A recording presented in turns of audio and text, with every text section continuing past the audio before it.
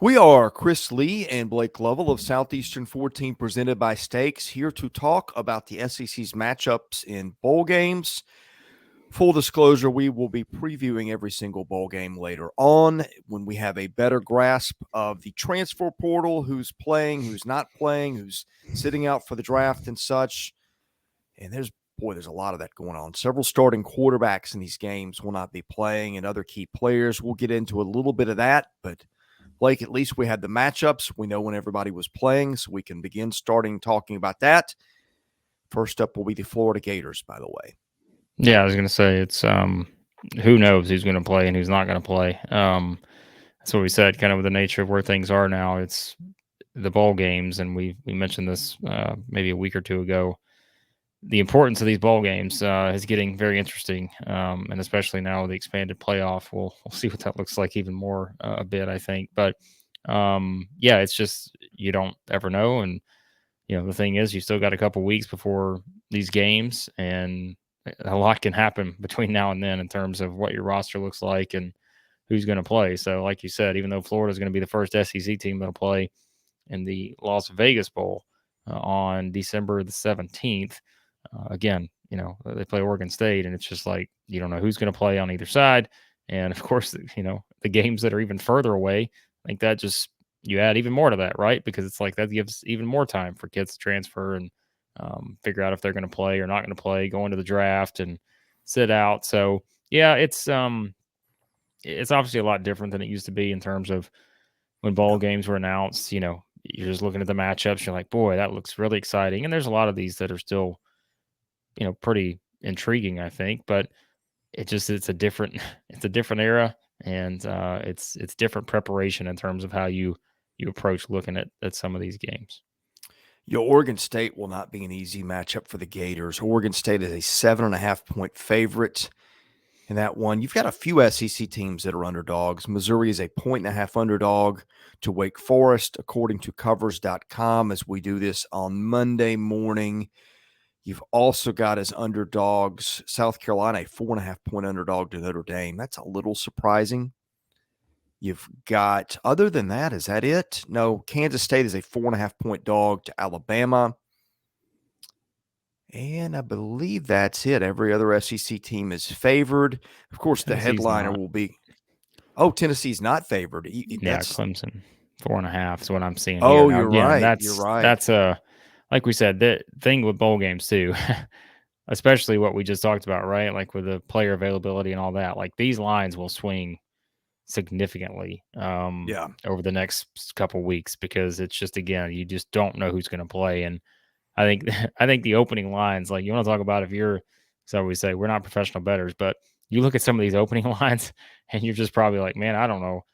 How could I even have a strong feeling about betting on any of these games, not just the SEC games, because it's like, I don't know who's going to play. So, but no, it's an interesting lineup with the favorites and underdogs here for the SEC. I heard someone liken it to NFL preseason, which probably isn't that far off. Yeah. But yeah, the Tennessee one, I read that, and I didn't see the minus next to Clemson. I thought that was a plus. I just presumed Tennessee would be favored in that one. I usually have a pretty good idea of who's going to be favored in these and who's not. So that one, a little bit of a surprise, especially with DJ Uiagalelei. I'm sure I botched it. Clemson's quarterback hitting the portal. I wouldn't think he'd be playing in the bowl game. I mean, at least Tennessee's got some experience with Joe Milton there that Clemson doesn't have. And Clemson not a team that really was very electric offensively. Now, it might be able to get some stops on Tennessee's offense, but I don't know. In a game where you're going to have to score some points to win, I don't know that I trust Clemson either way, and probably especially not without its starting quarterback. Well, I think my guess is this is also a part of, I think we're assuming that everybody's going to play for Tennessee, and I don't think that's the case. I think, that's true. But that's why. But everybody didn't play for Tennessee last time out. Right. But I think Tennessee didn't have a lot to play for. Well, they are, but the point is if Tennessee wasn't ready to play, Yeah, that game would have played out a lot differently. So yeah, if it's about who's mailing it in, which to me is a big thing this time of year, the only glimpse we've had of Tennessee under those circumstances is that the Vols very decidedly did not mail it in their season finale. well, and that's like we said, that's why I would want no part of these from a Right. betting standpoint because that game's 25 days away, and yeah, I just don't know how you properly gauge what that's going to look like. Kentucky and Iowa, the rematch from which bowl was it last year? Um, oh It was one of goodness, the Florida Bowls, wasn't it? yeah, well, I'll find it in a minute. But yeah, Gator so or they're in the Music City Bowl. They're going to play again, which I think sometimes we see those rematches you kind of avoid, but I think we've seen that more over the past little while. Though, is you're not afraid of necessarily having the rematches in different bowls. So that's one. I think Alabama, Kansas State's interesting. Obviously, two top 10 teams. I think it's the same question, right, for Alabama of what guys will play, what guys won't, maybe. But I think that's a fun Sugar Bowl game because I think we've seen from Kansas State. I feel like we've talked about Kansas State a lot this year, even though it's like they're not an SEC team, but like we talked about them and what they did to Missouri, and we kind of just mentioned them at times when talking about the playoff rankings and all that, and kind of playing the perhaps thorn in the side of TCU and all those different things. And so I think that's, another one that kind of catches my eye here. The rest of them, yeah.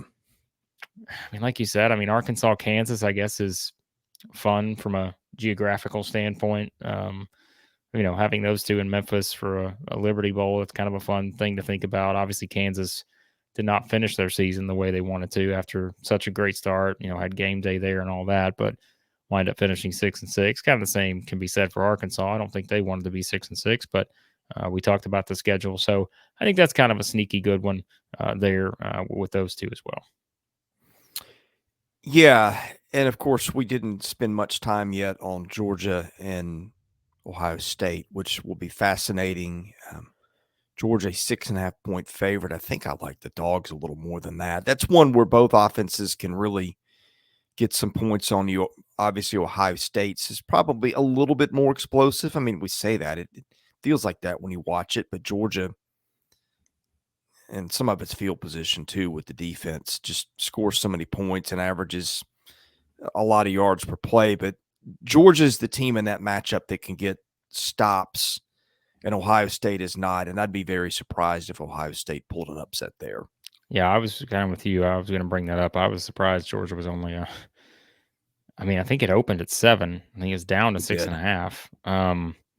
So I was a little surprised by that. I think just because, yeah, and I think look, there's something to this, and we'll preview the entire game, like we said. I'm sure this will be talked about when we do that preview. But I mean, for Ohio State, it's like, was that just one bad game, or Yeah. was it part of a bigger thing against top teams like a Michigan or Georgia? Right? Like I think that's the question you don't know because they went 11-1. They only had one loss, and it was to Michigan. And I think that's the question that's going to be asked: was it just one bad game, which teams have? Obviously, they had theirs the wrong moment, but it turned out to work out for them.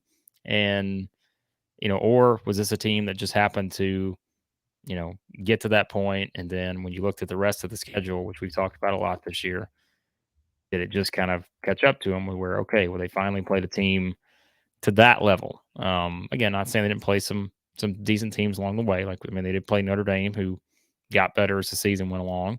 That win at Penn State, that was a nice win, and those kind of games. But so I think that's going to be the interesting point. And I was kind of curious to see from just again not betting on the game, but just looking at it from that standpoint. What because Georgia, I think at this point has like to me and you see what they did in the SEC championship game.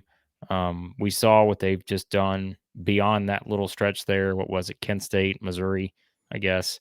Um, Yeah. Once they got beyond that, it was just this was Georgia of last year to me. Like, and I'm not saying exactly the same in terms of all the other things, but whether it's defensive stats and all that, but it's still, I mean, they're still unbeaten. When's the last time Georgia's lost a game? It's been a long time. Um, yeah, I don't The know. SEC championship game of last year. Let's say, yeah, that's right. Last year, and it's like, in that game, in a sense, didn't mean a whole lot. I know it meant something from beating Alabama, but it didn't mean a whole lot in terms of the grand scheme of things. So I don't know. I look at this game initially, and we'll get into our preview, like we said, here soon. But I just think Georgia is just a better team than Ohio State, and I was a little surprised that line has gotten even down to 6.5 at this point. The other one that's intriguing to me, and you touched on it earlier, Alabama and Kansas State. And the question for me is just Alabama being used to playing for more at this point of the season. What was it? Was it Utah that ran them? I'm not going to say ran them off the field. It's probably been 10 or 12 years now. Alabama's had a clunker or two in this spot before. Alabama's lost Javion Cohen to the portal. They're starting, I think, left guard. Kansas State would seem to have a lot to play for. Certainly beat TCU in overtime. The one time Kansas State has played an SEC team this year, that was Missouri. Just putting on a really good Missouri defense. So that one to me is a little bit intriguing. I'm looking up and a lot of the question is what Alabama team shows up, right? Yeah, I'm looking up the numbers now to look at Saban's teams, and it's something, isn't it? They haven't lost a game that it hasn't been the national championship game since 2014 in terms of bowl games. They won that Citrus Bowl in 2019, which that team went. What was it? That was the LSU 15-0. Yeah. Right. Alabama went 11-2. They played in the Citrus Bowl, beat Michigan 35-16 in that one. But since then, I guess you'd have to go all the way back to 2014. They played in the Sugar Bowl, lost that one to. All right, let me find it here. But yeah, that's kind of the point, right? Is that they just have not played in a lot They're of not games. in the spot often. No, they're not. And again, I think that speaks to the greatness of what they've accomplished. Because yeah, they lost back-to-back Sugar Bowls, 2013 and 2014, and To I'm who? trying to. It's taken me forever to try to find the actual game. Lost it. Well, it was the college football playoff semifinal. Would have been Ohio State. Remember that was the game. Yeah. They lost in 2014, and then 2013, they lost to. I will find it here quickly. Again, you would think it would be a lot easier to find this, but right now it's not. But the point is, it stands, right? That yeah, they're not in the spot a whole lot. So here's one Oklahoma. that you want to hear. Oklahoma. Okay, here's one you won't hear brought up a lot. The ReliaQuest Bowl, which was formerly the Outback Bowl. ReliaQuest. Well, that rolls right what off is the tongue. ReliaQuest? It does, doesn't it? Man. Anyway, Mississippi State and Illinois, I think a top 5 defense nationally. Mike Leach's team facing off against old SEC West rival Brett Bielema. That could be a little interesting. By the way, ReliaQuest, a cybersecurity company, threat detection. So, okay. If you want to sponsor us, ReliaQuest, or anyone wants to sponsor us, let us know. Send us an email at info@southeastern14.com. There you go. We've actually got a cybersecurity one coming. There you go. Sorry, ReliaQuest, you're out.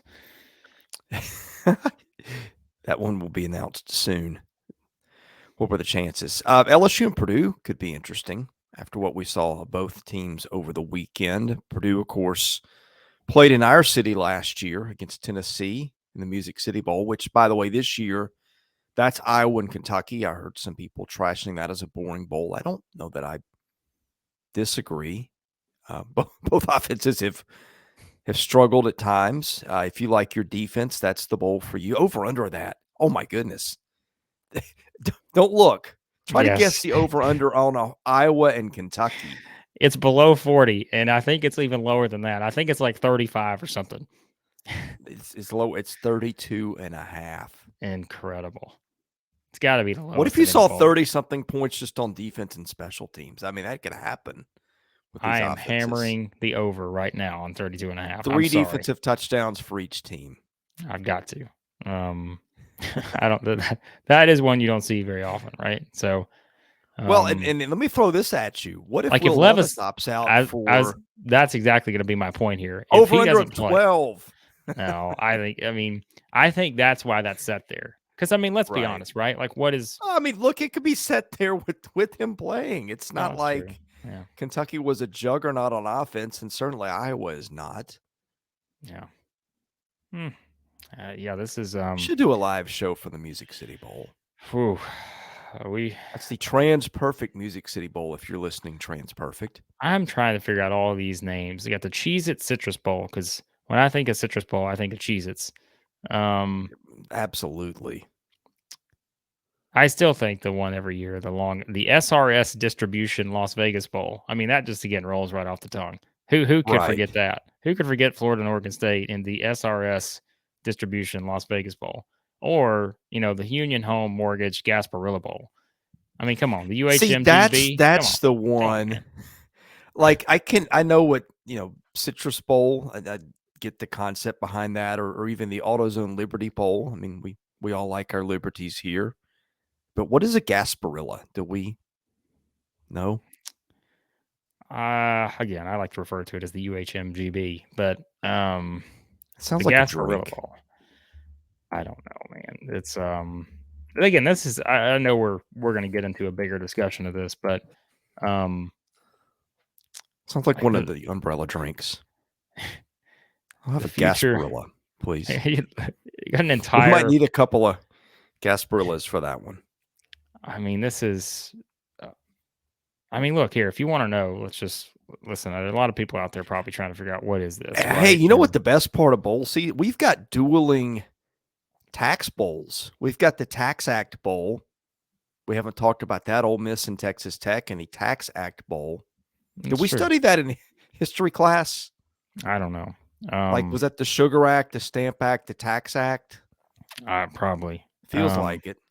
So here's what we're doing on the Gasparilla here. Like we've got Mystic Crew of Gasparilla was founded in 1904.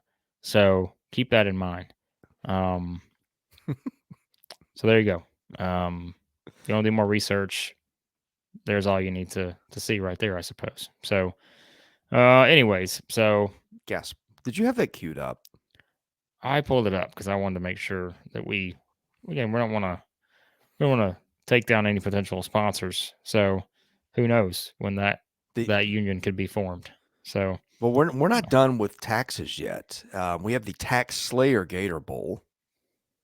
Man, a lot of taxes. You're never gonna forget to pay your taxes. I think that's what they're doing here. I think this is some kind of I don't know. Anyways, like again, it's like I know we're like having fun with this, but what else do we say about the matchups when we don't know who's going to play just yet? And that's why we will do these individual game previews. And boy, you want to talk about getting some picks wrong. We got a lot wrong probably during the season, but these are all toss ups in my opinion. Because like you just don't know. You never know mindset. You never know. Bowl games are the hardest to predict, and I'm not saying anything people don't already know. But if I had to rank them right now, how about this? Give me your top 3 bowl games right now, and let's take Georgia Ohio State out of it because I think it's the most meaningful. But I think I would go Alabama Kansas State 1, Tennessee Clemson 2, and let's see, probably those South would be Carolina. my top 2. South Carolina, Notre Dame 3, probably. The Lou and I know that those are all top 20 matchups, basically. So I'm not like I get it, but what's the most like what's the sneaky good one here? I think the sneaky good one. It could be Ole Miss, Texas Tech. You said maybe it's LSU, Purdue. I think Arkansas, Kansas. There's just something fun about that one. I don't really think there's any just truly horrible games. And we kind of laughed about Kentucky and Iowa. Like that will be a game for someone. For Kentucky and Iowa fans, it may not be your offensive powerhouse game, but I think this is a pretty nice slate. Is Sam Hartman playing for Wake against Missouri? knows, right? I mean, he's hitting the portal, but I don't know if he's playing I think he's there's no hitting the way. portal. There's Or is no he way. declaring for the draft? If a guy announces that he's leaving, I don't think there's any way that he can play for that team again, in my opinion. So, yeah, I think that's a blanket thing. Like, if a guy says he's leaving the team, he's not playing for him again. Well, everybody said Lane Kiffin was leaving Ole Miss, boy. and Here he's we go. coaching. No, I think what Hartman says was that he was not. He wasn't coming back for his 6th year. I don't think he said anything about. He will not return to Wake Forest for a 6th season, is what he has said. Yeah. Okay. So who knows? We're asking a lot of questions that people will find. People find this video in 2 weeks, Chris, and they'll be like, "You guys didn't know this guy's not playing." Reminder: we're doing this on December the 5th, so no idea who's playing yet. So I miss the old days. Like bowl games mattered, and everybody was playing. And Blain's idea. I'm with him on that. Like, play something that has some kind of financial. I think that's the only way. Which, we didn't really talk about the expanded playoff, and we'll probably bring it up on the live stream this week. But I just think, again, it's the bowl games like this are just the ones that don't have any ties to a championship. We can kind of say, oh, tradition and all. I'm sorry, but it just doesn't matter. Like, may matter to are you us. saying Like, it doesn't mean more? It doesn't. Bowl season does not mean more. Well, it means more now in terms of having more bowl games and more playoff spots. But in terms of importance, like, these are fine matchups. But I'm with you. I miss the days where it's like, man, we could look at these games and like, oh, put that on your calendar. 100%. Those guys that put up 50 points this season, and they're going to have everybody on their team playing. It's like, no, they're not. Like, it is so different now. So I feel like we should consult the Magic 8 Ball on some of these matchups. yeah, it might have as good a shot right now as we do doing this the day after. yeah. So, the bowls will provide some good gift bags and good food, and hey, enjoy the bowl experience. Got some good towns represented here for traveling fans. So, be a lot of Big Blue Nation, I'm sure, in our area. And so, yeah, it should be a fun slate. And like we said, we will preview every game. We may not know what to tell you, but we will preview every game just as we've done the entire season. And we will probably start having some of those go out later this week or early next week at the latest. So, be sure to subscribe and hit that like button for us. We appreciate it. Blake, do you know where you can go to make predictions on the bowl games just for fun? Is that the UHMGB? No, that's Stakes. There you go. What about the SRS Distribution Las Vegas Bowl? Well, you could go to Vegas and make picks, but you can go to Stakes and can do it for free. It costs you nothing. You can predict sports better than the crowd. For a chance to win NFTs with Stakes, players can submit their sports predictions against friends, other fans, and influencers forever. Don't let your sports genius go overlooked. Join Stakes and have the best predictions captured in the moment. Head to playwithstakes.com/14. User invite code Southeastern14 for a double welcome bonus. Okay, favorite bowl games. Throwing out the championship game, we said it would be, what in order? Alabama, Kansas State, Tennessee, Clemson, and who did we take as our third? I'd go South Carolina, Notre Dame. I think that's kind of a fun one. I think I would too. Just because with Carolina, you don't really know what you're going to get, and you can kind of say that with Notre Dame too. Notre Dame lost to Marshall early in the season. That's another thing too about the gap, right? Like, it's like, think about how Carolina finished the season. It's like, well, their next game's going to be almost 4 weeks from now, basically, right? So, yeah, it's just, that's another tough part of it. But we get it. We understand how it works. So, yeah. We will be breaking these down individually soon. Again, we're going to wait, I don't know, maybe a day or two before we start this. Try to find out exactly who's playing and who's not. The transfer portal has officially opened this morning as we're doing this. Probably news is broken while we were doing this. So in any case, remember this will be maybe a tad bit dated depending on when you watch it, but we will be adding fuller previews with better information coming soon. As soon as we feel comfortable enough to start making some picks here. He's Blake Lovell. I'm Chris Lee. We are Southeastern 14 presented by Steaks. Thanks for watching. Hit that subscribe button and we'll see you soon.